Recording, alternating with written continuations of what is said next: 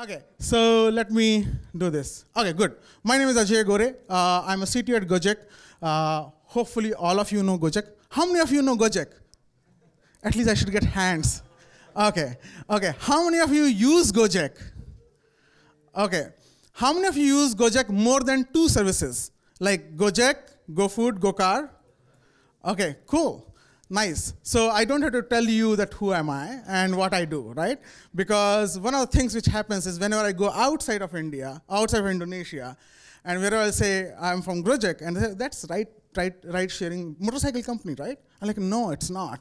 It was, but it's not anymore. It's like big behemoth right now. So what is Gojek? Gojek is started as a transport company, but now we are logistics, lifestyle, and payments. You should be proud, and I'm very proud, that Gojek is the world's largest food delivery company in the world right now, except China. We deliver more food orders in Indonesia than the entire world is, right? We do like 3 to 4 times more food orders than India. So we are the largest food delivery company. We are the largest payment wallet. We have lots of people who are using us every day. And we are largest massage and cleaning company as well. and we are largest beauticians as well.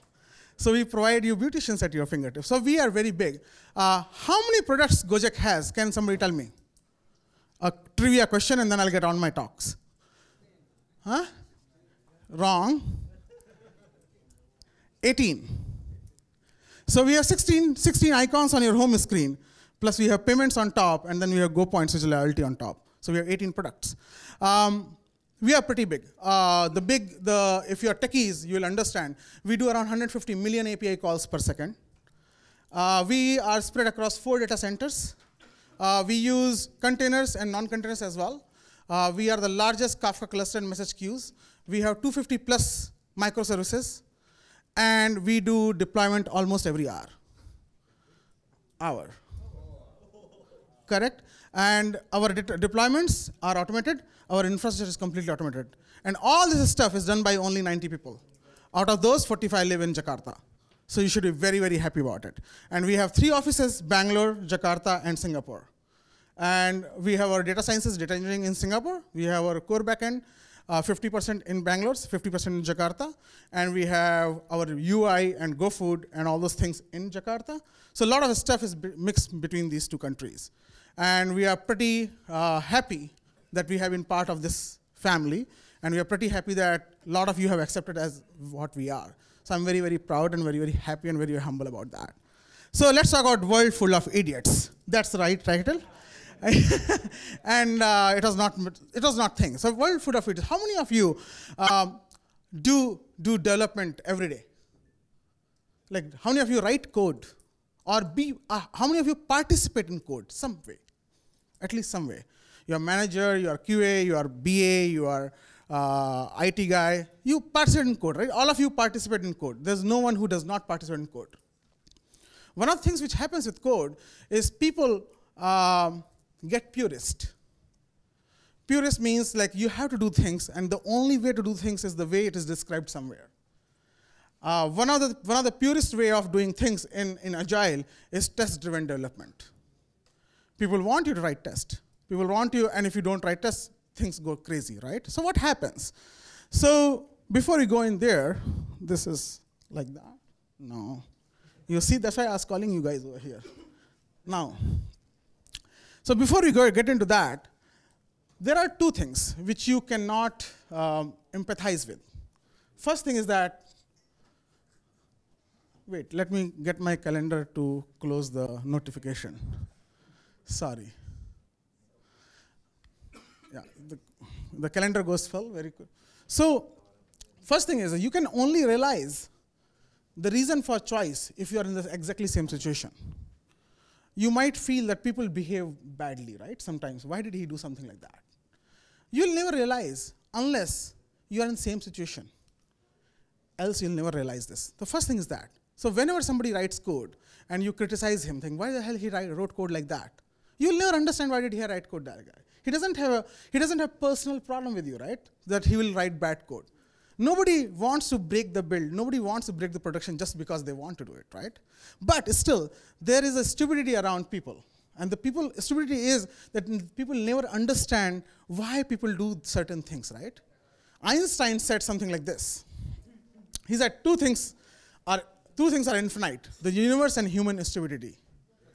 And he said, I'm not so sure about universe, but he's 100% sure about human stupidity. Correct? So human stupidity is very, very there. And one of the major problems with people writing or not writing tests is because of this stupidity, right? People are purists who do not want to write tests, and I also don't like that. I do not want somebody who actually forces me. So this is my journey when I started my career, long time back. Long is really long. Lot of you are born over here in 90s, and I was writing code in 90s. So it's like really, really long, right? And when I started this journey, I faced a bunch of problems. And I want to talk you through those problems, right? So let's say I'm on a sunny beach, happily coding, and then one guy next to me comes and taps on my shoulder and say, hey, dude, what's up? So I look at this way. I look at the way is, there are some people who write good code. Is this? Yes. So there are some people who write good code. There are some people who write good test. And there are some people who do good TDD, right? And that guy looks at me and goes like crazy, like, no, I want something else. So what happens? That guy actually shames me, saying, no, you should be somewhere here. He wants me to be, I should be writing good code, I should be writing good test, and I should be doing good TDD as well.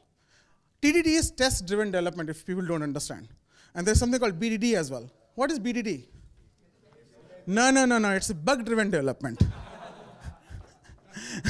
It's a bug-driven, that's what I believe in. I look at bugs, I write the code to fix the bugs, and I write on and on. And this is a much better thing to do. It's right up front on your face, right? Bug-driven development. What is that? Oh, okay, so you know what happened just now? Somebody went out with the mic on, and they are talking to themselves, which is okay. I had happened that way. You should never do that, by the way. Anyway, so they want you to be there. So what happens? My life is very nice. I am like boating on the sunny beach, but they come in, and they actually make my life very dark night, right? Very, very dark night. And what they do is they do this to me. This to me. Okay.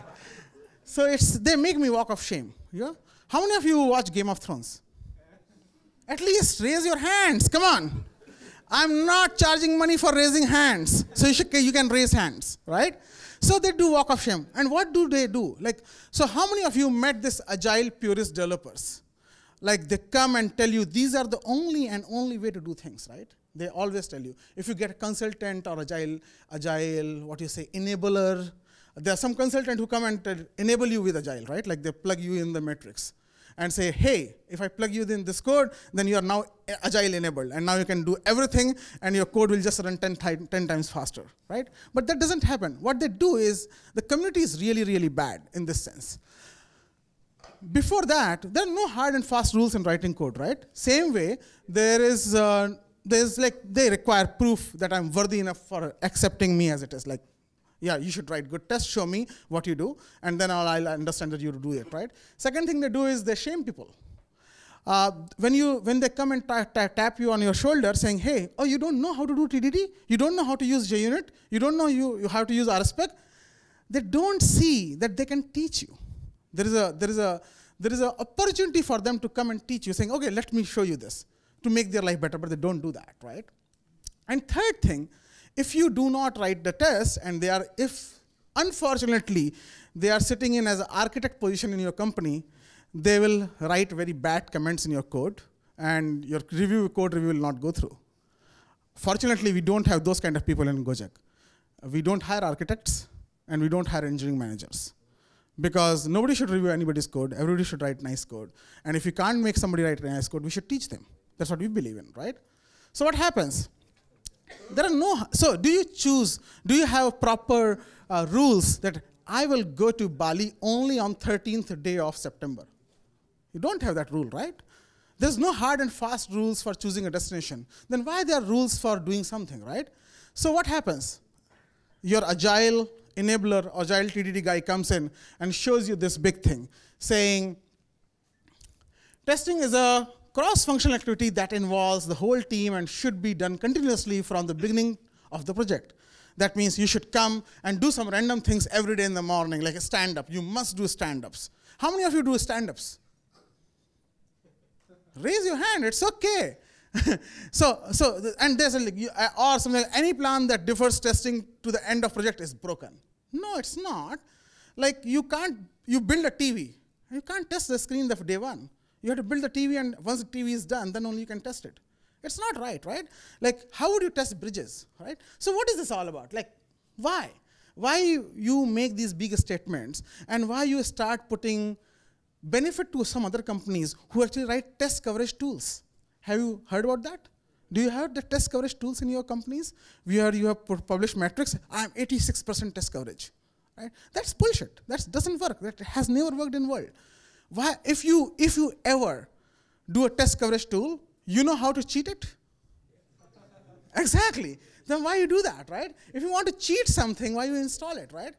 How many of you have cheated the proxies in your college? Many of you, right? The more and more walls you create, the more and more better you will get jumping at those walls. So there's no reason to do that.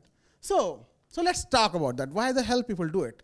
But before I talk about that, I want to say some more things which they tell you, right? You will read this everywhere. People preach these things. They say, testing gives you confidence. How many of you agree? It does, but yeah. I have huge confidence, dude. Like, I write code. I'm doing for like 13 years, 14 years. I have huge confidence because I wrote the code. I know how it works, right? Second, they say TDD drives better design. They do that, right? But my designs are always awesome. It is never a problem, never ever a problem. If it is a problem, I won't be here, right? I won't be talking to you. You will be talking to me, right? I know better code, better design. Third thing they say is TDD helps you ensure against failure. If I'm not there and code breaks, what will you do?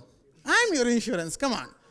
TDD is not your insurance, I'm your insurance. Even if you write the code, even if you make me write TDD, and if I write stupid test, and I'm gone on vacation, who's your insurance, that TDD test or me?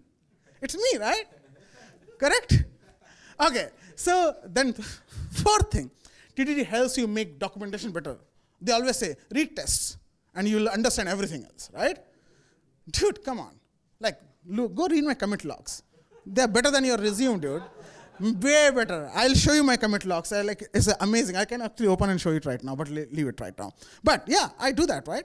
So if you do all this stuff, then why? So, God said something. God said, regression testing, what's that? And then God said, if it compiles, it's good. If it boots up, it's perfect.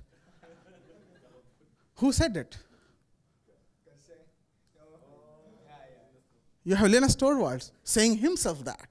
So why the hell you are if Linus Torvalds who wrote Linux? And the whole world, companies like IBM, Microsoft, even Microsoft now, and Apple and like Red Hat, Ubuntu, everyone is making money out of it. If this guy says that, he can't be wrong, right?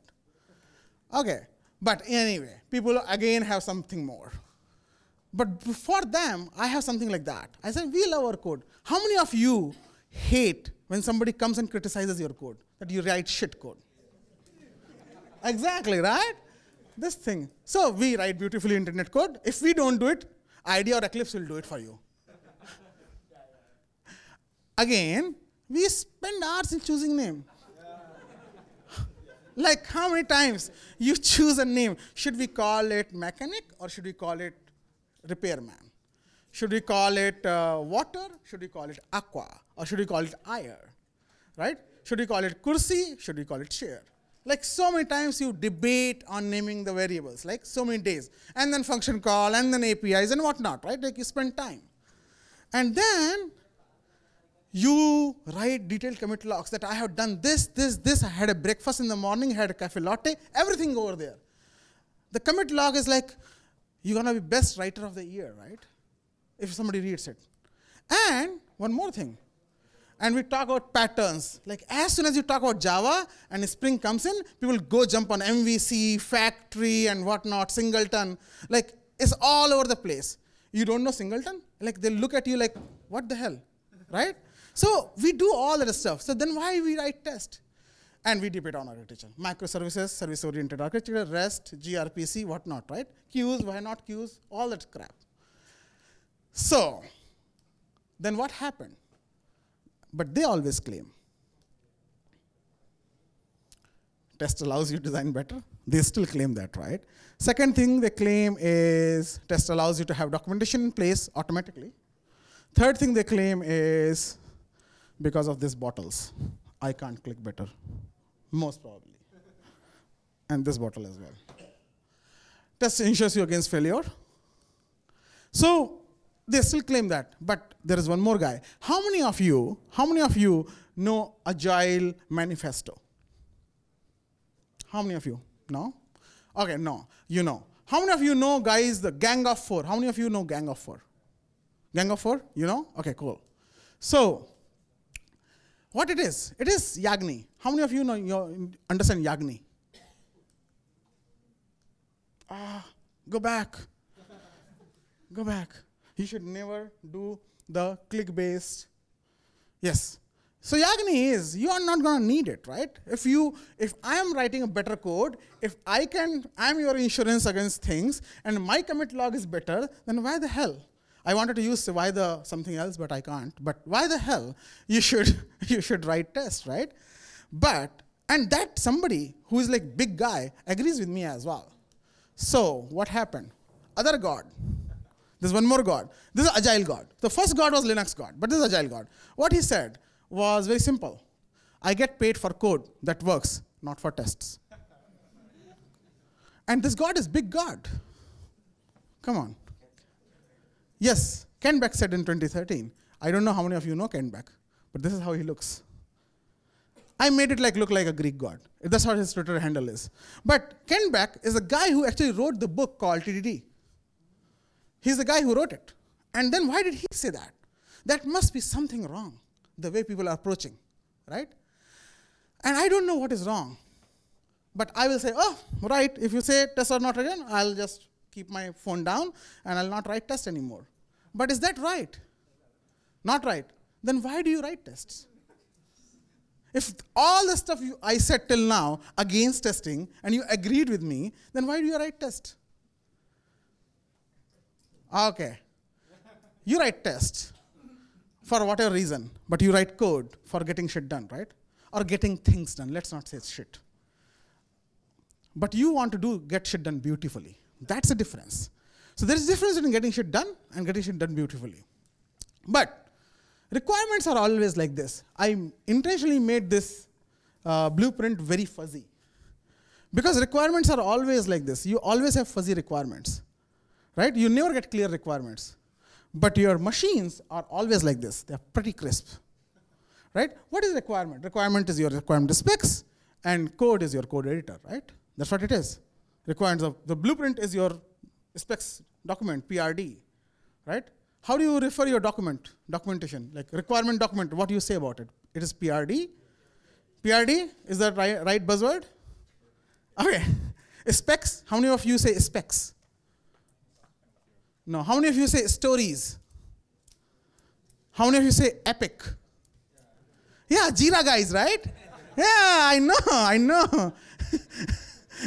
But all of them are same, and all of them are fuzzy. That's where the whole constipation starts. Like you feel really bad about that. You don't know what you're doing. You don't understand what is going on, and the thing will change tomorrow, the day after, or whatever.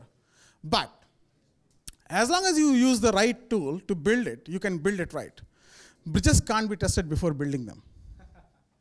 Or your fridge cannot be tested before building them. TV cannot be tested before building them. You cannot test. Like think about it. You build a bridge. Now you put 100 human on top of it and see whether it's going to fall or not. Are you going to do that? You can't do that, right? So why do we write tests again? Sorry, there's one more meeting which I was supposed to be on, but I'm not going to be on. Good. So let's talk about a story. The story time. So this was me before this story happened. So something happened in 2001. So I don't know how many of you know about me. So it's a story time. It's a story about me, right? I got the stage, and you guys can't run. You can't run, but it's still like few of you will still stay back because you'll feel bad, like I can't leave the speaker in between, correct? So I started my career around 1998 as a staff scientist in a Government of India IT department. I was doing internationalization Unicode for Windows 2000. So when Windows 2000 came up with a lot of languages and complex languages, it was my team who did it. I did it for India. We did it for 4 languages, which are very complex. It was Sanskrit, which influences a lot of Bahasa. Bahasa means bhasha, which is like comes from Sanskrit, which means language. So a lot of you may not know that a lot of words which you use actually came from India. A lot of words. A lot of words came from China. A lot of words came from Dutch. So I worked on Sanskrit, Hindi, Marathi, and Tamil. There are 4 complex languages. And then I got bored. And I got an offer from a company called ThoughtWorks. I don't know how many of you know ThoughtWorks. Okay. So I joined ThoughtWorks in October 2001. And I come from, the story I told you was still only 2001. And then I joined ThoughtWorks in 2001. Then what changed? What happened? I actually met this guy. So this guy was my colleague. So I worked with him. He's Martin Fowler. I don't know how many of you know him. Martin was my colleague at ThoughtWorks. And he visited us in 2002. I was very young, and I asked him, what happened? Why you are doing this TDD thing, and I don't like it. I have been writing code for Windows, and that works. Why the hell I should do TDD now, right? And he said, like, I find that writing unit tests actually increases my programming speed. And I go, how? Like earlier I'll write only 1 file.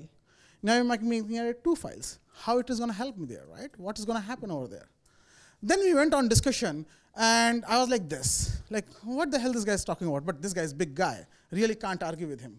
And we know that Martin is one of those guys who signed Agile Manifesto, friends of Kent Beck, and big guys, and we are like small Indians, right? No, don't know anything about it. So we went and concluded this way. We said the right way to write code is to write right acceptance criteria in a small steps so that you can get things done. And I was like, nobody told me this till now. Everybody was telling me insurance and better documentation and all that random thing. I was like, this makes sense. This is really good. If I'm writing test for this, I will do it. Because this makes sure it gives me automatic insurance. But nobody talked to me about that. It allows me to get things done, but nobody talked to me about that, right? So what happens? How do we do it? I like it. Great idea. What sort do we do? So we should go ahead and look at some code now. So in Gojek, one of the most used criteria is your login is your phone number, right? Okay, how many of you got scam calls for like getting a PIN number from you? Nobody? How many of you use GoPay? Wow, and you never got a scam calls? How many of you lost money? And how many of you got money back? Okay, got money back as well, right? Nobody has lost money and never got it back. Is there any case over here? And I will make sure that you get money back. But usually you should get money back. Okay, so one of the major criteria for Gojek is that people change their phone numbers a lot. I don't know why. Our users we have a lot of users. To give you a sense, we have around 40 million downloads. We are on almost 75% of all iOS devices in Indonesia, and almost 25% of all Android devices in Indonesia. So if you go to a restaurant and look at table of 8, most probably 5 people will have Gojek installed. So that is the use case.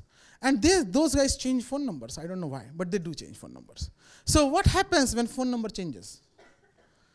Very good test case. So it involves, and this is a very good example because it involves something out of your code as well. So this is what happens when phone changes. The phone changes, You get the new number, you send SMS text to old number, get confirmation link from that number, click the link, check whether the number is changed from new number or not. This is what happens.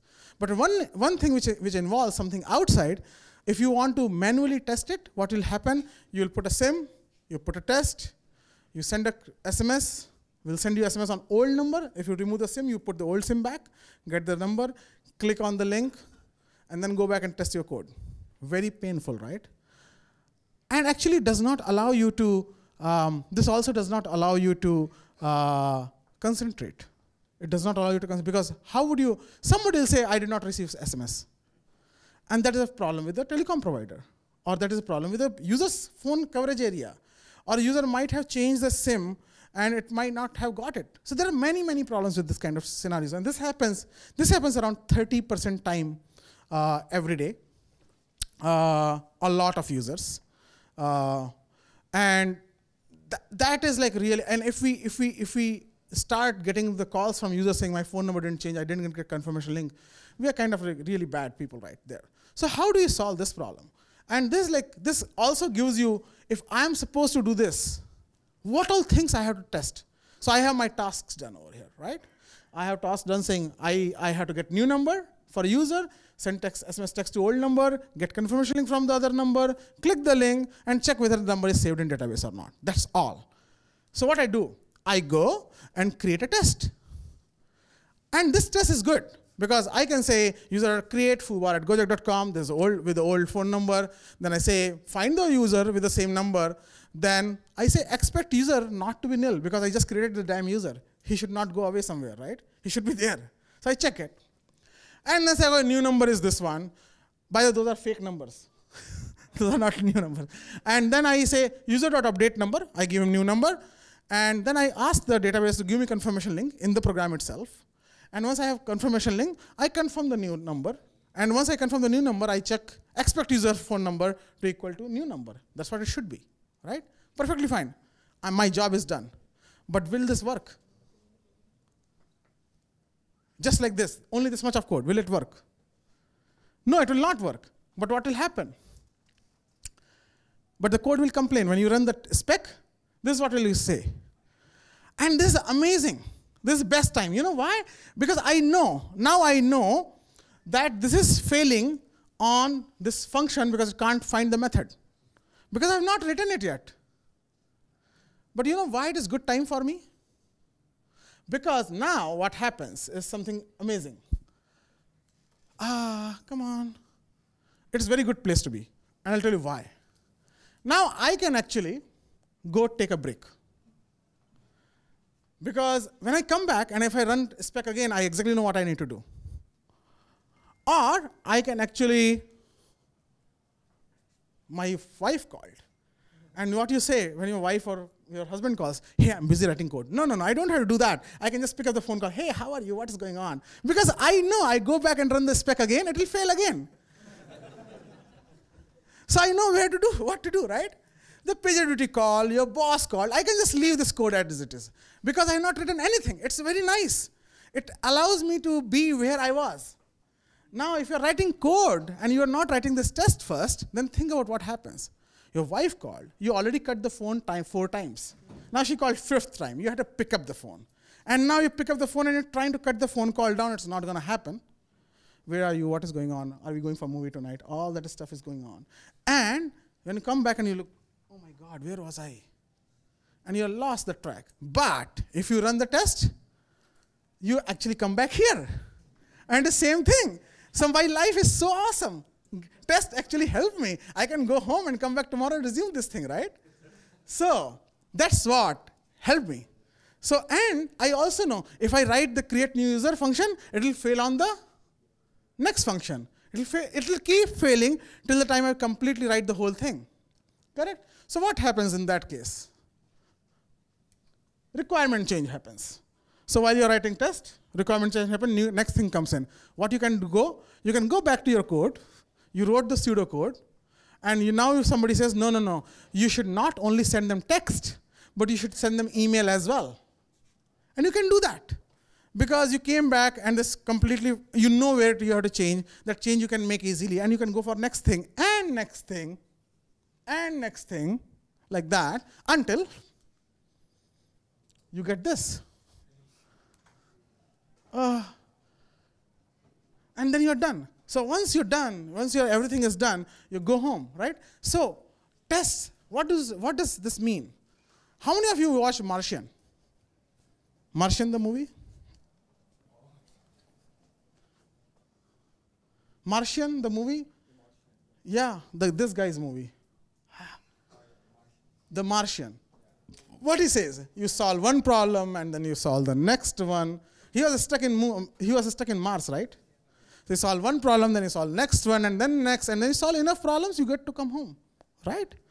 So you write test, you put your pseudocode right there, you solve one step, second step, third step, and when you solve enough of them, you get to go home. Much, much easier.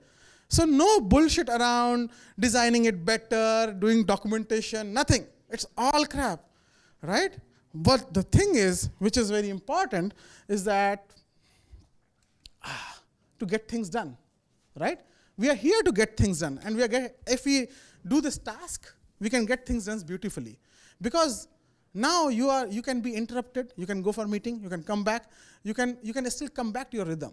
You can always come back to your rhythm because you did not document the test, you did not document the spec. One of the most important things which we document is our logic.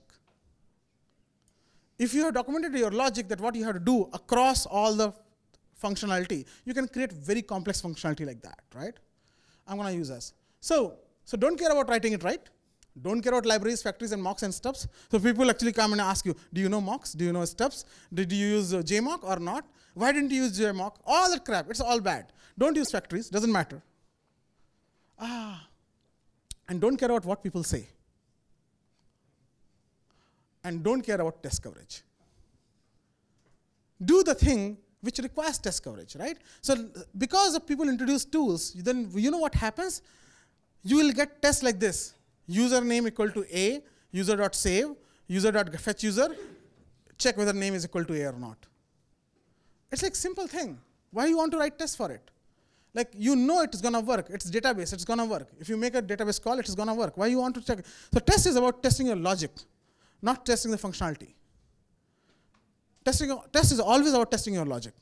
If you can test your logic, it's all good. But are you responsible whether the database saves or not? Postgres or MySQL must have done a lot of testing, right? So why you are testing the functionality which allows you to save the database logic? Anyway, I think, and the best and beautiful part is your code not to break in future. If you do that, you will always get the SMS when you change new number. And that's it. I think I'm done. Yes. And there are a lot of people who talk about me. So basically, my point is that the takeaway for you from this talk should be, people should go write tests, but not for all the stupid reasons which are publicized and marketed. People should go and write tests for themselves. People go write tests about their teams. And people go write tests for proving that their logic is right for themselves, not to put to somebody else. And as long as you can do that, as long as I got that feeling, that's when I started writing tests. And since then, I'm writing tests. So it's been almost 16 years I'm writing tests. So that's it. Thank you, guys.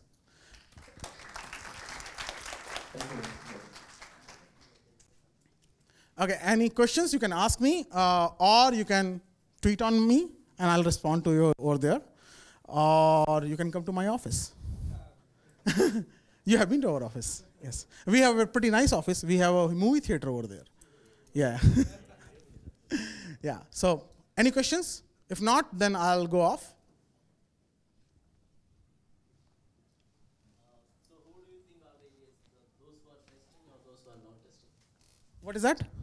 Who do you think are the real idiots? Those who are testing or those who are not testing? Both. Those who are testing, if they're testing it for wrong reasons, they're idiots. And those who are not testing, those who are not testing, they're not doing the right thing because they're not making sure that their time gets used next time if their code fails. It's an insurance against yourself. So if you do right thing and right test, so if the code fails, because somebody make changes to something else, and then your code fails, he knows that he broke your test, and he should fix that. So both of them are idiots. If things are done excessively, those are wrong things. Anything, if you do excessively, is never good, right? If you show, so I always say, love and anger, if you show very frequently, it loses its value. If you say somebody, I love you a lot, they won't love you anymore, or they don't care about it. And if you get angry on your kid or somebody a lot, then they stop caring about you. How many times you get a boss who screams at you and you don't care about it? So love and anger don't solve the problem. Excessive of it. Cool, I think I'm done. There is next speaker on the slot. So, did I take over time? Yeah, no, I'm on. I'm absolutely on time, dude. Thanks you. Thanks a lot, guys.